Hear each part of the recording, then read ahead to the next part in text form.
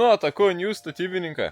Žodžiu, grįžom į namą, pritrubos, žodžiu, varom, truputėlį aprodys, kų darysim, įvarom darbautis. Tavo, kaip matot, ir parakanų veina krūva, antrą krūvą, tai vakar užvež 300 metrų, 2,5 sausų parpanėlių, neobliautų, 2,5 turiaus, o tokiai pats tas, kaip sakant, iškart pasiruošt gipsau. Tai šiandien vakar dar apsišaudžiau plėvelį, užsisandarinau lungėlį tos kraštus, bet vėliau dar reikės apsipjaustyti lygią gražią ir apsiteipinti aplinkau perimetrą kiekvieną langą. Tavot, šiandien reik pabaigti sudėti parpanelius visam šitam kambarį, lubom, žodžiu, absoliučiai visko išbaigti pilną, aplink duris, iš lauko aplink duris ir dar iš lauko pusės dalyką viršaus susidėti. Ir dar čia šitas tam į kampį reikia irgi susidėti plėvelę, susišaudyti, kad galėčiau pabaigti parpanelius, sukti iki pat kampų ir viską užsisandarinti. Žodžiu, tokį reikalą, o dabar maunam, pajungsiu tam lepsą, įvarom darbuotis.